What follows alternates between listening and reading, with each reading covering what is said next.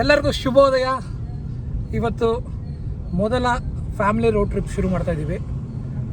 ಮೊದಲ family road trip ಆಗಿರೋದ್ರಿಂದ ಮೊದಲು ಮನೆ ದೇವರಿಗೆ ಹೋಗೋಣ ಅಂದ್ಬಿಟ್ಟು ನಾವು ನಮ್ಮ ಮನೆ ದೇವ್ರಿಗೆ ಹೋಗ್ತಾ ಇದ್ದೀವಿ. ಆದಿಚುಂಚನಗಿರಿ ಶ್ರೀ ಕಾಳಭೈರವೇಶ್ವರ ದೇವಸ್ಥಾನಕ್ಕೆ ಬನ್ನಿ, ಎಲ್ಲರೂ ಹೋಗಿ ಬರೋಣ. ಸೂಕ್ತವಾದ ಹಾಡು, ತಂಗಾಳಿ ಬೀಸ್ತಾ ಇದೆ, ತುಂಬ ಚೆನ್ನಾಗಿದೆ ನೋಡಿ. ಫ್ಲೈಓವರು ಮೊದಲು ತುಂಬಾ ಟ್ರಾಫಿಕ್ ಆಗ್ತಿತ್ತು. ಸೊ ಔಟರ್ ರಿಂಗ್ ರೋಡಲ್ಲಿ ಇವಾಗ ಹೋಗೋದು ಬೆಳಬೆಳಗ್ಗೆ ಚೆಂದ ಇದೆ, ಬಟ್ ಟ್ರಾಫಿಕ್ ಇತ್ತು. ಬೆಳಬೆಳಗ್ಗೆ ಟ್ರಾಫಿಕ್ಕು, ನಮ್ಮ ಬೆಂಗಳೂರು ಟ್ರಾಫಿಕ್ ಏನು ಮಾಡೋಕ್ಕಾಗಲ್ಲ.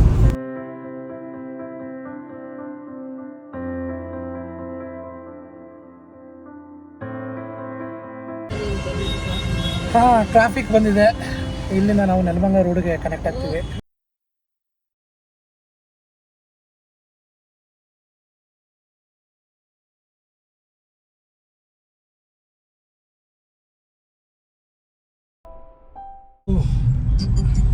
ಇದು ಮೊದಲ ಟೋಲು, ನೆಲಮಂಗಲ ಟೋಲ್.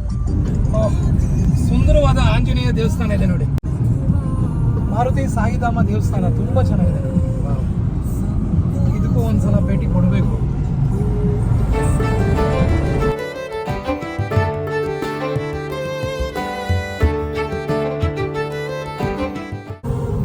ಇದು ಇಲ್ಲಿ ಲೆಫ್ಟ್ ತಗೊಳ್ಳೋಣ. ಇನ್ನೂ 1 ಕಿಲೋಮೀಟ್ರಿಂದ ಮುಂದಕ್ಕೆ ಹೋಗೋಣ ಅಂತ ಹೋದರೆ ಅದು ಫ್ಲೈಓವರ್ ಮುಂದಕ್ಕೆ ಹೋಗ್ಬಿಡುತ್ತೆ.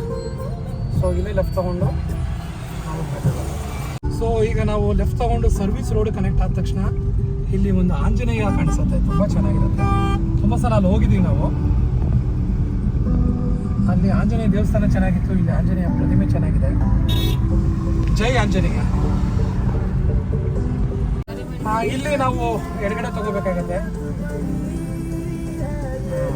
ಇಲ್ಲಿ ಎಡಗಡೆ ತಗೊಂಡ್ರೆ ಹಾಸನ ರೋಡ್ ಕನೆಕ್ಟ್ ಆಗ್ತೀವಿ. ಇದು ತುಂಬಾ ಇಂಪಾರ್ಟೆಂಟ್ ಡಿವಿಷನ್. ಸೊ ಹಾಸನ ಹೈವೇಗೆ ಕನೆಕ್ಟ್ ಆಗ್ತಾ ಇದ್ದೀವಿ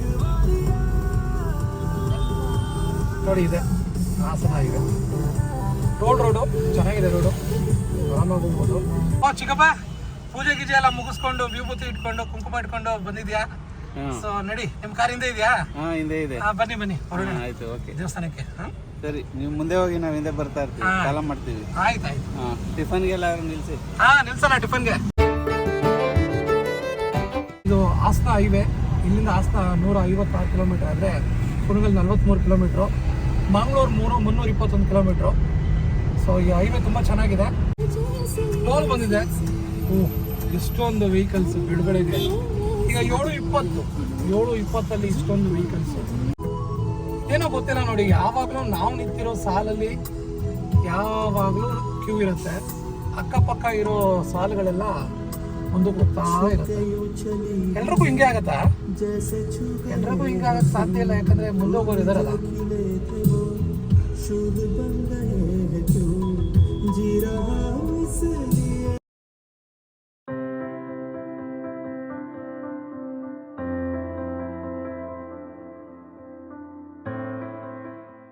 ನೋಡಿ, ಅಲ್ಲಿ ತುಂಬಾ ಚೆನ್ನಾಗಿದೆ ದೇವಸ್ಥಾನ. ಅದು ಅಂದ್ರೆ ತುಂಬಾ ಚೆನ್ನಾಗಿದೆ ಪ್ರತಿಮೆ. ಅದು ಅಲ್ಲಿಗೂ ಒಂದ್ಸಲ ಹೋಗ್ಬೋದು.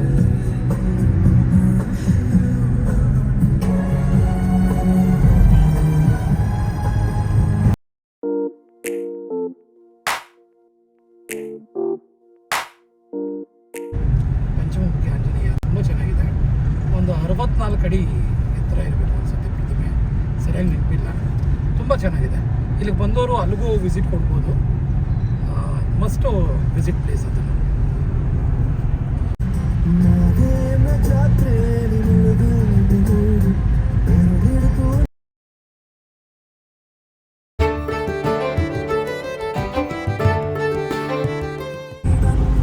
Hassan road NH 75 road. ಇದು NH 75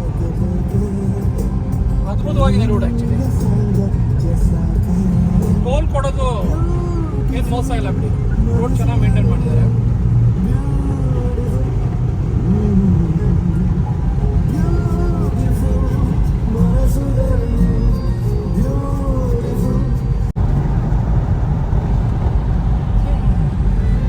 ಈ ವಿಡಿಯೋ ಮಾಡ್ತಾ ಇರೋದಕ್ಕೂ ಏನೋ ಇವತ್ತು ಇನ್ನೂ ಸೊಗಸಾಗಿದೆ ಈ ದಾರಿ.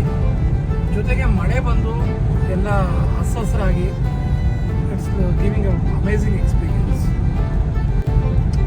ನೋಡಿ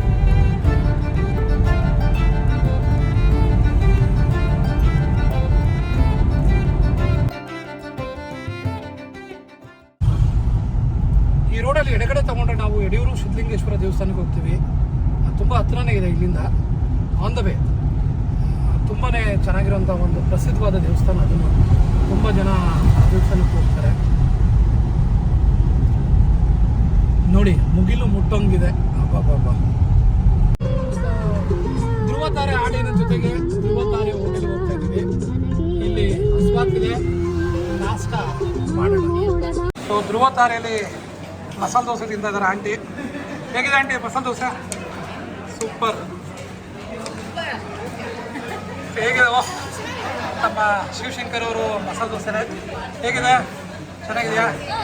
ಹರ್ಷಿತಾ ಪುಳಿಯೋಗರೆ ದೇವಸ್ಥಾನಕ್ಕೆ ಹೊರಟಿದ್ದೀವಿ ಅಂತ ಅವಳು ಇಲ್ಲಿಂದಾನೇ ಪ್ರಸಾದ ತಿಂತಾ ಇದ್ದಾಳೆ. ಹಾಯ್ ನೋಡಿ ನಮ್ಮಿಬ್ರು ಚೋಟಗಳು. ವಾವ್ ಚೆನ್ನಾಗಿದೆಯಾ? ಏನು ತಿಂತಾ ಇದೆಯಾ? ದೋಸೆ.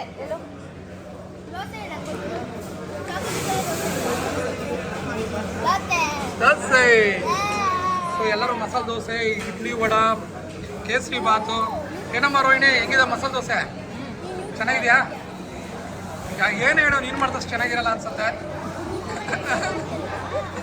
ಆಯುಷು ಹೇಗಿದೆ ಇಡ್ಲಿ ವಡ ಸಾಂಬಾರ್? ಇಡ್ಲಿ ವಡ ಹೌದಾ? ಓಕೆ, ನನಗೆ ನೋಡಿ ಎಲ್ಲ ಕಾಂಬೋ ಆಗ್ಬಿಟ್ಟಿದೆ. ಎಲ್ಲರೂ ಸ್ವಲ್ಪ ಅದು ಇದು ಎಲ್ಲ ಕೊಟ್ಟು ಊಟ ಮಾಡಿದ್ದಾಯಿತು, ನಾಷ್ಟ ಮಾಡಿದ್ದಾಯಿತು. ಧ್ರುವ ತಾರೆಯಲ್ಲಿ ನಾಷ್ಟ ಮಾಡಿ. ಹೇಗಿತ್ತು ಚಿಕ್ಕಪ್ಪ ನಾಷ್ಟ? ಚೆನ್ನಾಗಿತ್ತು. ಚೆನ್ನಾಗಿತ್ತಾ? ಮಸಾಲೆ ದೋಸೆ ಸೂಪರ್ ಆಗಿತ್ತು. ಮಸಾಲೆ ದೋಸೆ ಸೂಪರ್ ಆಗಿತ್ತು. ಸಖತ್ತಾಗಿತ್ತು. Okay, fine. ಸೊ ಸಿಗಿ ಮಾಡ್ಕೊಂಡಿದ್ದಾರೆ ಬೆಳಬೆಳಗ್ಗೆ. ಈಗ ನಾವು ದೇವಸ್ಥಾನಕ್ಕೆ ಹೊರಡ್ಬೋದು. ಇನ್ನು ಎಲ್ಲರೂ ಬರಬೇಕು, ವೆಯ್ಟ್ ಮಾಡ್ತಿದ್ದೀವಿ. ಚೆನ್ನಾಗಿತ್ತು ನಾಷ್ಟ. ಅದ್ಭುತ ಅಂತ ಏನು ಹೇಳೋಂಗಿಲ್ಲ, ಪರವಾಗಿಲ್ಲ, ಚೆನ್ನಾಗಿತ್ತು. ಹೋಟೆಲ್ ಚೆನ್ನಾಗಿದೆ. ಇನ್ನು ಸ್ವಲ್ಪ ಟೇಸ್ಟ್ ಸ್ವಲ್ಪ ಕಡಿಮೆ ಅಂತಲೇ ಹೇಳ್ಬೋದು ಓವರಾಲ್. ಸೊ ಇಲ್ಲಿಂದ ಇನ್ನು ಸ್ವಲ್ಪ ಹೊತ್ತಿಗೆ ನಾವು ಆದಿಚುಂಚನಗಿರಿಗೆ ಹೋಗ್ತೀವಿ. ಆದಿಚುಂಚನಗಿರಿಯಲ್ಲಿ ಪ್ರಸಾದ ಇರುತ್ತೆ, ಬೆಳಗಿನೂ ಇರುತ್ತೆ. ಪ್ರಸಾದ ತುಂಬ ಟೇಸ್ಟಿಯಾಗಿರುತ್ತೆ. ಇದು ಇನ್ನೊಂದು ಟೋಲು. ಆ್ಯಕ್ಚುಲಿ ಈ ಟೋಲು ಆದ ತಕ್ಷಣ ಇನ್ನೊಂದು 2-3 ಕಿಲೋಮೀಟ್ರಲ್ಲೇ ನಮಗೆ ಆದಿಚುಂಚನಗಿರಿಗೆ ಬೆಳ್ಳೂರು ಕ್ರಾಸ್ ಸಿಗುತ್ತೆ ರೈಟ್ ಹೋಗೋಕ್ಕೆ. ಸೊ ಈ ಟೋಲು 110 ರೂಪಾಯಿ ಇಲ್ಲಿ ಕೊಡುವುದು ಆದಿಚುಂಚನಗಿರಿ ಹೋಗೋರಿಗೆ ಬರ್ತಿಲ್ಲ. 2-3 ಕಿಲೋಮೀಟ್ರು ಅಲ್ಲ, ವಿತಿನ್ ಒಂದು 500 ಮೀಟ್ರ್ ಇರ್ಬೋದು. 500 ಮೀಟ್ರಿಗೆ ಇಲ್ಲಿ ನಾವು ಟೋಲ್ ಕೊಡಬೇಕಾಗತ್ತೆ. ಇದು 110 ರೂಪಾಯಿ. 500 ಮೀಟ್ರ್ ಇದೆ. 500 ಮೀಟ್ರ್ ಆದ ತಕ್ಷಣ ರೈಟ್ ತೊಗೊಂಡ್ರೆ ನೋಡಿ ಆರ್ಚ್ ಕಾಣಿಸುತ್ತೆ. ಶ್ರೀ ಆದಿಚುಂಚನಗಿರಿ ಮಹಾಸಂಸ್ಥಾನ ಮಠ, ಶ್ರೀ ಜೈ ಗುರುದೇವ್. ಇಲ್ಲಿಂದ ಜರ್ನಿ ಇನ್ನೊಂದು ಥರ ಆಯಾಮ ಪಡ್ಕೊಳ್ಳುತ್ತೆ. ಚೆನ್ನಾಗಿದೆ ರೋಡ್. ಇದನ್ನು ಬನ್ನಿ ಹೋಗೋಣ. ಇದುವರೆಗೆ ಹೈವೇಲಿ ಒಂಥರ ವ್ಯೂ ಆದರೆ ಇಲ್ಲಿ ಬೇರೆ ಥರದ್ದೇ ವ್ಯೂ. ಇಲ್ಲಿಂದ ಭಕ್ತಿ ಮನೆಗಳು ನೋಡಿ ತುಂಬ ಇದೆ. ಆ್ಯಕ್ಚುಲಿ ತುಂಬ ಭಕ್ತಾದಿಗಳು ಬಂದು ಇಲ್ಲೇ ದೇವ್ರ ಪೂಜೆ ಆದಮೇಲೆ ಅಡುಗೆ ಮಾಡಿ ಊಟ ಮಾಡಿ ಎಲ್ಲ ಹೋಗ್ತಾರೆ. ಅದಕ್ಕೆ ಭಕ್ತಿ ಮನೆಗಳು ತುಂಬಾ ಇದೆ ಇಲ್ಲಿ. ಇವತ್ತು ನಾವು ಹಂಗೆ ಮಾಡೋಣ ಅಂತ ಬಂದಿದ್ದೀವಿ. ತುಂಬ ಸಲ ಮಾಡಿದ್ದೀವಿ ಕೂಡ. ಕೆಲವರೆಲ್ಲ ಭಕ್ತಿ ಮನೆಗಳನ್ನ ತೊಗೊಂಡು ಮಾಡ್ತಾರೆ, ಕೆಲವರು ಅಲ್ಲೇ ಮಾಡ್ತಾರೆ. ನೋಡಿ ಬಂದ್ವಿ. ಇದೇ ನಮ್ಮ ಆದಿಚುಂಚನಗಿರಿ ಮಹಾಸಂಸ್ಥಾನ ಮಠ. ಇದೇ ನಮ್ಮ ಆದಿಚುಂಚನಗಿರಿ ಸಂಸ್ಥಾನ ಮಠ. ಹೂವಿದೆ ಇಲ್ಲಿ, ಹಣ್ಣು ತರಕಾರಿ ಎಲ್ಲ ಏನು ಬೇಕಾದ್ರೂ ತಗೋಬೋದು. ಅಲ್ಲೂ ಇದೆ. ಆದಿಚುಂಚನಗಿರಿಗೆ ಎಂಟ್ರಾಗಿದ್ವಿ. ಇಲ್ಲಿ ಸ್ವಲ್ಪ ನಿಲ್ಲಿಸ್ಬಿಟ್ಟು ಹೂವು ಎಲ್ಲ ತೊಗೊಂಡ್ವಿ. ಬಾಳೆಹಣ್ಣೆಲ್ಲ ಪರವಾಗಿಲ್ಲ, ಬೆಂಗಳೂರಿಗಿಂತ ಕಡಿಮೆನೇ ಇದೆ ರೇಟು. ಬೆಂಗಳೂರಲ್ಲಿ 88 ರೂಪಾಯಿ ಇತ್ತು kg, ಇಲ್ಲಿ 80 ರೂಪಾಯಿ ಇದೆ. ಹೂವಿನ ರೇಟು ತುಂಬ ಜಾಸ್ತಿ ಆಗಿದೆ. ಮಾರು 200 ರೂಪಾಯಿ ಇದೆ ಸೇವಂತಿಗೆ. ರೋಸಾ ಹೂವು 100 ರೂಪಾಯಿ ಇದೆ. ಹಾರಗಳಿದೆ, ಹಾರಗಳು 200 ರೂಪಾಯಿಗೂ ಇದೆ, 100 ರೂಪಾಯಿಗೂ ಇದೆ, 80 ರೂಪಾಯಿಗೂ ಇದೆ. ಸೊ ಒಂದಷ್ಟು ಹೂವು ಹಾರ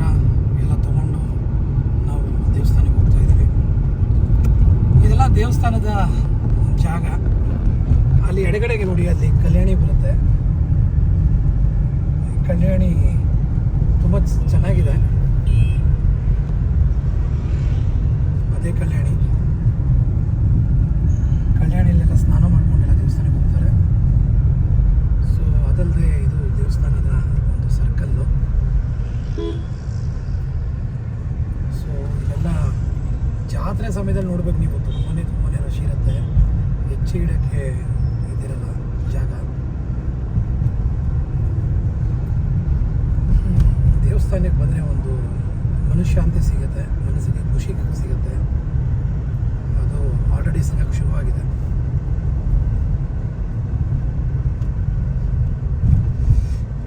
ಇದು ಆದಿಚುಂಚನಗಿರಿ ದೇವಸ್ಥಾನ ಬಂದ್ವಿ. ಹಾಗೂ ಅಲ್ಲಿ ನನಗೆ ಆಲ್ರೆಡಿ ತೇರು ಕಾಣಿಸ್ತಾ ಇದೆ. ಇದು ತೇರು ಬೀದಿ. ಇದು ಯಾವುದೋ ಮದುವೆ ಕೂಡ ನಡೀತಾ ಇದೆ ದೇವರ ಸನ್ನಿಧಿಲಿ. ಸೂಪರ್.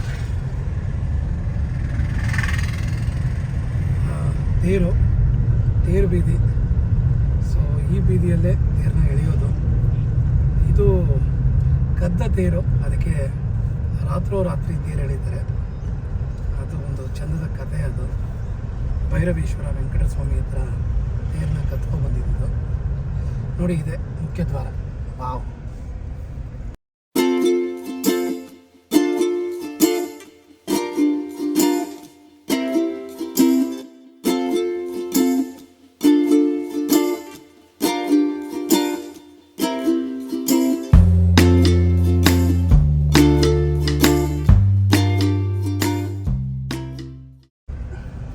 ಇದೆ ಮುಖ್ಯ ದ್ವಾರ. ಸೊ ಇಲ್ಲಿ ಹತ್ಕೊಂಡು ಹೋಗ್ಬೋದು. ಹತ್ಕೊಂಡು ಹೋದ್ರೆ ತುಂಬ ಚೆನ್ನಾಗಿರುತ್ತೆ. ನಾವು ಕಾರಲ್ಲಿ ಬಂದಿರೋದ್ರಿಂದ, ಮಕ್ಕಳೆಲ್ಲ ಇರೋದ್ರಿಂದ ಡೈರೆಕ್ಟಾಗಿ ಹೋಗ್ತಾ ಇದ್ದೀವಿ. ಅಲ್ಲಿ ನಿಮಗೆ ಕಾಣಿಸಿದ್ದು ಕೆಂಚ ಚುಂಚ ಅನ್ನೋ ಇಬ್ಬರು ರಾಕ್ಷಸರ ಪ್ರತಿಮೆ. ಸೊ ಭೈರವೇಶ್ವರ ಕೆಂಚ ಚುಂಚರ ಕೊಂದು ಈ ಚುಂಚನಗಿರಿಯಲ್ಲಿ ನಡೆಸ್ತಾರೆ. ಚುಂಚ ಅನ್ನೋ ಒಬ್ಬ ರಾಕ್ಷಸ ಇದ್ದ ಜಾಗ ಇದು. ಅವನ್ನ ಕೊಂದ್ಬಿಟ್ಟು ಭೈರವೇಶ್ವರ ಇಲ್ಲಿ ನೆಲೆಸೋದ್ರಿಂದ ಆ ಭೈರವೇಶ್ವರ ಆ ಚುಂಚನಿಗೆ ಕೊಂದಾಗ ಅವನೊಂದು ವರ ಕೊಡ್ತಾನೆ, ನಿನ್ನ ಹೆಸರೇ ಇರಲಿ ಗಿರಿಗೆ ಅಂತ. ಸೊ ಅದಕ್ಕಾಗಿ ಇದನ್ನ ಚುಂಚನಗಿರಿ ಅಂತ ಕರೀತಾರೆ. ಬಸ್ ಸ್ಟಾಪ್ ಇದು, ಆದಿಚುಂಚನಗಿರಿ ಬಸ್ ಸ್ಟಾಪು. ಗೆಸ್ಟ್ ಹೌಸ್ಗಳೆಲ್ಲ ಇದೆ, ರೂಮ್ಗಳಿದೆ. ಬಟ್ ಬೇಕಾದಾಗ ಸಿಗೋದು ಕಷ್ಟ. ಅಂದರೆ ಜಾತ್ರೆಗಳ ಸಮಯದಲ್ಲೆಲ್ಲ ಯಾವಾಗಾರ ಬಿಡುವಿನ ಟೈಮಲ್ಲಿ ಸಿಗ್ಬೋದು. ಸೊ ಇದು ಸರ್ಕಲ್ಲು. ಅದೇ ನಮ್ಮ ಚುಂಚನಗಿರಿ ಬೆಟ್ಟ, ಗಳಗಲ್ಲು. ನೋಡಿ ಬನ್ನಿ ಎಷ್ಟು ಸೊಗಸಾಗಿದೆ ಜಾಗ. ಇಲ್ಲಿ ಎಂಟ್ರೆನ್ಸ್ ಇದೆ. ಸೊ ಇದು ಟೋಲ್ ಇದೆ ಇಲ್ಲಿ. ಈಗ ನೋಡಿ, ಇದೆ ನಮ್ಮ ಆದಿಚುಂಚನಗಿರಿ. ಮೇಲ್ಗಡೆ ಯಾರೋ ಹತ್ತಿದ್ದಾರೆ, ಬೆಟ್ಟ ಎಲ್ಲ. ನಾವು ಎಡಗಡೆಗೆ ಹೋಗ್ತಾ ಇದ್ದೀವಿ, ಯಾಕಂದರೆ ನಾವು ನಾಗರಕಲ್ಲು ಹತ್ರ ಹೋಗಬೇಕು ಅಂತ. ನಾಗರಕಲ್ಲು ಆ್ಯಕ್ಚುಲಿ ಯಾವಾಗಲೂ ಆದಿಚುಂಚನಗಿರಿಗೆ ಹೋದರೆ ಮೊದಲು ನಾಗರಕಲ್ಲಿಗೆ ಹೋಗಬೇಕು ಅನ್ನೋದು ಒಂದು ಪದ್ಧತಿ.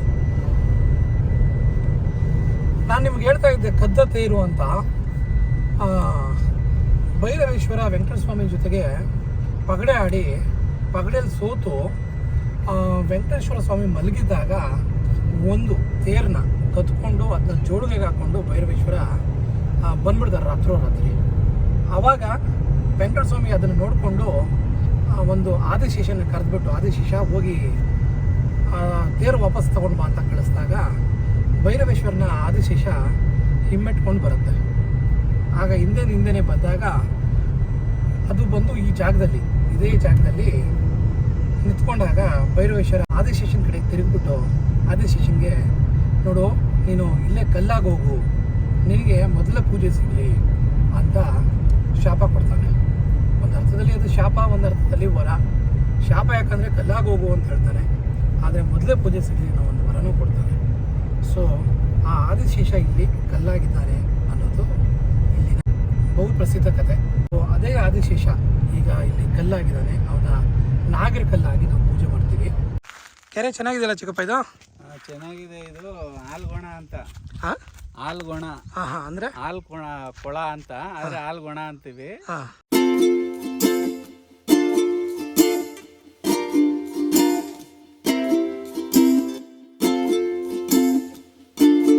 ಗಣಪತಿಯ ಆಕೃತಿ ಇಲ್ಲಿ ನೀವು ಕಾಣಬಹುದು.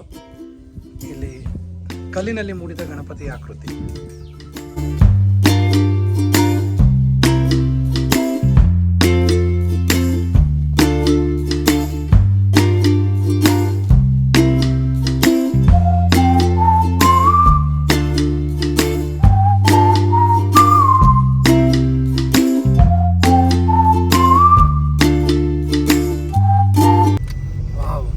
ಗುಡ್ಡಗಳ ನಡುವೆ ಚೆನ್ನಾಗಿದೆ ನೋಡಿ ಬೆಟ್ಟ.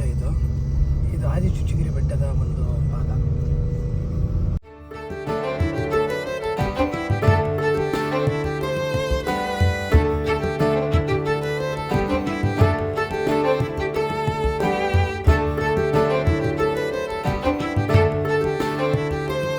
ನಾಗರಕಲ್ಲು ಮುಗಿಸ್ಕೊಂಡು ಈಗ ನಾವು ಗಂಗಾಧರೇಶ್ವರ ದೇವಸ್ಥಾನಕ್ಕೆ ಬಂದಿದ್ದೀವಿ. ಬನ್ನಿ ಹೋಗೋಣ ಗಂಗಾಧರೇಶ್ವರ ದೇವಸ್ಥಾನ.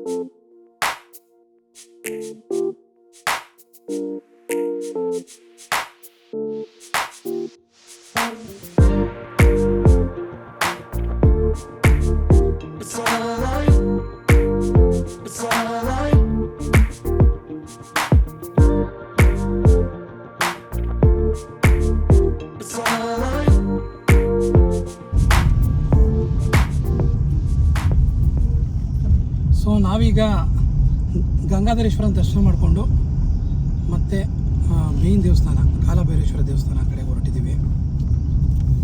ಈಗ ನೋಡಿ ನಾವು ಮತ್ತೆ ಆಗಲೇ ಟೋಲ್ ತೊಗೊಂಡ್ವಲ್ಲ ಆ ರೋಡ್ ಕಡೆ ಬರ್ತಾಯಿದ್ದೀವಿ. ಅದೇ ಪಾರ್ಕಿಂಗ್ ಆ್ಯಕ್ಚುಲಿ ಕಾರಲ್ಲಿ ಅಲ್ಲಿ ಪಾರ್ಕಿಂಗ್ ಮಾಡ್ಬೋದು. ಈಗ ನಿಮ್ಮ ಕಡೆ ಆ ಕಡೆ ಈ ಕಡೆ ಕಾಣ್ತಿರೋ ಬಿಲ್ಡಿಂಗ್ಗಳೆಲ್ಲ ವಸತಿ ಗೃಹ, ಬಟ್ ಅಷ್ಟೊಂದು ಏನೋ ಹೇಳ್ಕೊಳ್ಳೋ ರೀತಿಯಲ್ಲಿಲ್ಲ ವಸತಿ ಗೃಹ.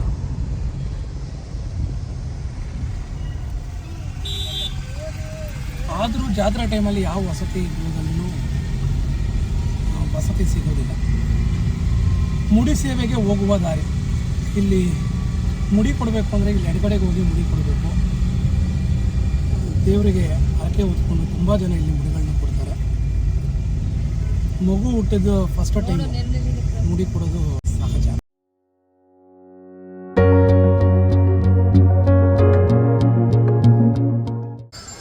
ಇದು ಬಾಲಗಂಗಾಧರ ಸ್ವಾಮಿಯವರ ಸನ್ನಿಧಿ, ಅವರ ಐಕ್ಯವಾದ ಸ್ಥಳ, ಪುಣ್ಯಭೂಮಿಯವರು. ಭೈರವೇಶ್ವರ ಸ್ವಾಮಿ ದೇವಸ್ಥಾನ. ಇದು ದೇವಸ್ಥಾನದ ಮುಖ್ಯ ದ್ವಾರ. ನಡ್ಕೊಂಡು ಬಂದರೆ ನಾವು ಇಲ್ಲಿಗೆ ಬರ್ತೀವಿ. ಇಲ್ಲಿ ಗಂಧಕಡಿಗಳನ್ನೆಲ್ಲ ಹಚ್ಚಿ ಪೂಜೆ ಮಾಡಿ ಆ ನಂತರ ದೇವಸ್ಥಾನಕ್ಕೆ ಹೋಗೋದು ಒಂದು ಪದ್ಧತಿ.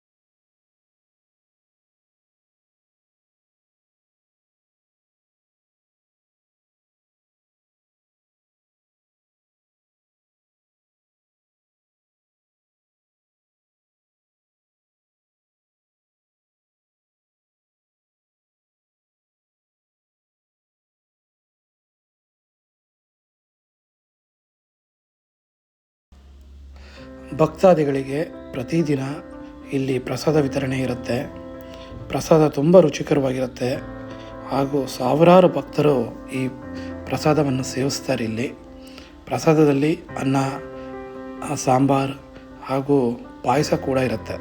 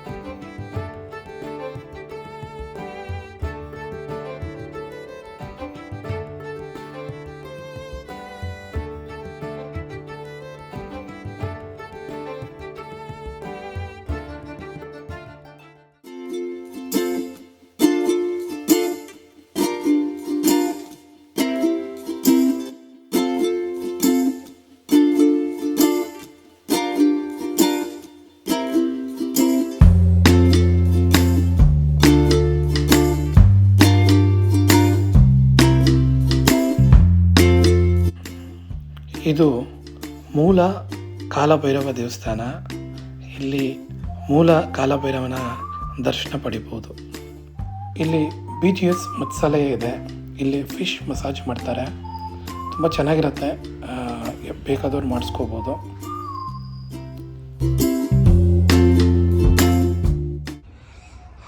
ಕಲ್ಯಾಣಿ ತುಂಬ ಸೊಗಸಾಗಿದೆ. ಸೂರ್ಯ ಅಸ್ತದ ಸಮಯ, ಸುಮಾರು 5 ಗಂಟೆ ಸಮಯ. ಈಗ ನೋಡ್ಬೋದು, ತುಂಬ ದೊಡ್ಡ ಕಲ್ಯಾಣಿ ಇದೆ ಇಲ್ಲಿ. ಚುಂಚನಗಿರಿ ಬೆಟ್ಟ ಅಂತೂ ಅಮೋಘವಾಗಿ ಕಾಣಿಸ್ತಿದೆ ಇಲ್ಲಿಂದ. ನೋಡಿ ಎಷ್ಟು ಸೊಗಸಾಗಿದೆ ಬೆಟ್ಟ. ಒಂದು ಒಳ್ಳೆ ಸಂಜೆ ಅಂತ ಹೇಳ್ಬೋದು ಆದಿಚುಂಚನಗಿರಿಯಲ್ಲಿ. ಇಲ್ಲಿ ಹೋಗೋಕ್ಕಿಂತ ಮುಂಚೆ ಯಾವಾಗಲೂ ನಾವು ಒಂದು ತೇರಿಗೆ ತೆಂಗಿನಕಾಯಿ ಹೊಡೆದು ಹೋಗ್ತೀವಲ್ಲ, ಯಾಕೆ? ಹೋಗೋಕೆ ಮುಂಚೆ ಎಲ್ಲ ಪೂಜೆ ಮುಗಿಸಿ ಹೊರಡಬೇಕಾದ್ರೆ. ಹೌದೌದು. ಹಿಂದಿನ ಕಾಲದಲ್ಲಿ ಹಾಂ, ನಾವು ದೇವಸ್ಥಾನಕ್ಕೆ ದರ್ಶನ ಮಾಡಿ ಪೂಜೆ ಮಾಡಿ ಅದಕ್ಕೆ ಕಾಣಿಕೆ ಹಾಕಿ ಏನೂ ಆಗಲಿಲ್ಲ, ನಮ್ಮ ಕೈಯಲ್ಲಿ ಶಕ್ತಿ ಇಲ್ಲ ಅಂತ ಅಂದರೆ ಅಟ್ಲೀಸ್ಟ್ ಇಲ್ಲಿಗಾದರೂ ಬಂದು ಒಂದು ಈಡ್ಗಾಯಿ ಹೊಡೆದ್ಬಿಟ್ಟು ಕೈ ಮುಕ್ಕೊಂಡು ಹೊಟ್ಟೋಗಿ ಸಾರ್ಥಕ ಆಗುತ್ತೆ ಅಂತ ಹೇಳಿದ್ರು. ಅದಕ್ಕೆ ಈ ಥರ ಮಾಡ್ತಾಯಿದ್ದೆ. ಕೇಳಿದ್ರಲ್ಲ, ಈ ಥರ ಆಚಾರ ವಿಚಾರಗಳು ತುಂಬಾ ಇದೆ. ಕೆಲವೊಂದು ನಮ್ಗೆ ಗೊತ್ತಿರುತ್ತೆ, ಕೆಲವೊಂದು ನಮ್ಗೆ ಗೊತ್ತಿರಲ್ಲ. ಬಟ್ ಅದನ್ನು ಪಾಲಿಸೋದ್ರಲ್ಲಿ ಒಂದು ಖುಷಿ ಅಂತೂ ಇರುತ್ತೆ.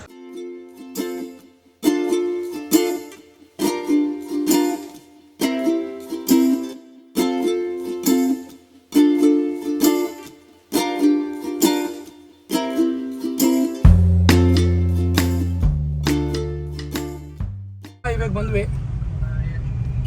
ಭಾನುವಾರ ಭಾರಿ ಟ್ರಾಫಿಕ್ ಇರುತ್ತೆ. ಇದೇನೋ ಈಗ ತಾನೇ ನಮಗೆ ಮಾಹಿತಿ ಬಂದಿದೆ, ಈ ರೋಡಲ್ಲಿ ಭಾರಿ ಟ್ರಾಫಿಕ್ ಇದೆ ಅಂತ. ಸೊ ಬಂದ ದಾರಿಯಲ್ಲಿ ಹೋಗಲ್ಲ, ಈಗ ಮಾಗಡಿ ರಸ್ತೆಯಲ್ಲಿ ಹೋಗೋಣ ಅಂತ ಒಂದು ಪ್ಲಾನ್ ಮಾಡ್ತಾ ಇದ್ದೀವಿ. ಅದು ನೋಡಿ, ಅವ್ನು ನಿಂತಿರೋದು ಒಳ್ಳೆ ಪ್ರತಿಮೆ ಇದೆ, ನಿಂತಂಗಿದೆ. ಯಾರೋ ನಿಂತಿರೋದು ಒಂದು ಪ್ರತಿಮೆ ನಿಲ್ಸ್ದಂಗಿದೆ. ಬಾಬಾ ನೋಡ್ರಿ ಟ್ರಾಫಿಕ್ಕು. ಆ್ಯಕ್ಚುಲಿ ನಮಗಿದು 500 ಮೀಟ್ರ್ಗೇನೆ ಟೋಲ್ ಕೊಡಬೇಕು. ಈ ಟ್ರಾಫಿಕ್ಕು ಬಂದ್ಬಿಡುತ್ತೆ.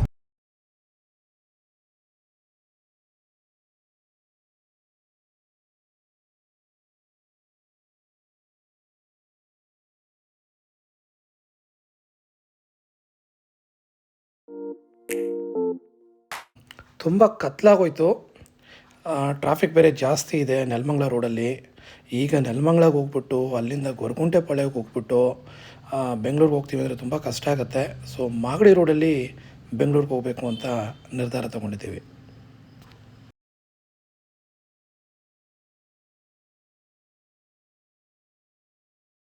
ಭಾರಿ ಮಳೆ ಬರ್ತಿದೆ, ಮುಂಗಾರು ಶುರುವಾಗಿದೆ. ಮೊನ್ನೆ ಕೇರಳದಲ್ಲಿ 30ನೇ ತಾರೀಕು ಒಂದಿನ ಮುಂಚಿತವಾಗಿ ಹೇಗೆ ಮುಂಗಾರು ಶುರುವಾಯಿತೋ ಅದೇ ಥರ ನಮ್ಮ ಕರ್ನಾಟಕದಲ್ಲಿ ಇವತ್ತು ಶುರುವಾಗಬೇಕಿತ್ತು. ನಿನ್ನೆಯಿಂದಲೇ ಶುರುವಾಗ್ತಿತ್ತು ಮುಂಗಾರು ಜೋರಾಗಿದೆ. ಸೊ ನಾವು ಮುಂಗಾರು ಮಳೆ ಸಾಂಗ್ ಕೇಳಿಕೊಂಡು ಹೊರಟಿದ್ದೀವಿ. ಆದರೆ ರೋಡ್ ಮಾತ್ರ ಭಯಂಕರ ಕತ್ಲಿದೆ. ಇಷ್ಟೊತ್ತಲ್ಲಿ ಫ್ಯಾಮಿಲಿ ಸಮೇತ ಎಲ್ಲ ನಾವು ಓಡಾಡೋದು ಸ್ವಲ್ಪ ಕಷ್ಟವಾದ ಕೆಲಸನೇ ಸರ್. ಮಳೇಲಿ ಹೋಗೋದು ಒಂದು ತುಂಬ ಚೆನ್ನಾಗಿರುತ್ತೆ, ಹಿತವಾಗಿರುತ್ತೆ, ಚಳಿ ಇರುತ್ತೆ, ಆದರೆ ಹಾಗೆ ಹುಷಾರು. ನೋಡಿ ಮಿಂಚು, ವಾವ್ ಸೂಪರ್. ಮಿಂಚು, ಗುಡುಗು, ಮಳೆ, ವಾವ್ ಸೂಪರ್. ಏನನ್ಸುತ್ತೆ ಚಿಕ್ಕಪ್ಪ ನಿಮಗೆ ಈ ಥರ ಮಳೆಗೆ ಹೋಗೋದು? ಮಳೆಯಲ್ಲಿ ಡ್ರೈವ್ ಮಾಡಬೇಕಂದ್ರೆ ತುಂಬ ಕಷ್ಟ, ಅಂದ್ರೆ ಸರಿ ಡ್ರೈವ್ ಮಾಡಬೇಕು. ಹೌದು, ಆದರೆ ಡೇ ಟೈಮಲ್ಲಿ ಮಳೆ ಬಂದರೆ ಓಕೆ. ವಾವ್, ಸಿಡಿಲು, ಮಿಂಚು, ಗುಡುಗಿನ ನಡುವೆ ಈ ಕತ್ಲಲ್ಲಿ ಕಾರು ಓಡಿಸೋದು ಮಜಬೂತಾಗಿದೆ. ಓಕೆ ಸ್ನೇಹಿತರೆ, ಧನ್ಯವಾದಗಳು. ನಮ್ಮ ವಿಡಿಯೋ ಇಷ್ಟ ಆಗಿದ್ರೆ ಲೈಕ್ ಮಾಡಿ, ಶೇರ್ ಮಾಡಿ ಮತ್ತು ಸಬ್ಸ್ಕ್ರೈಬ್ ಮಾಡಿ.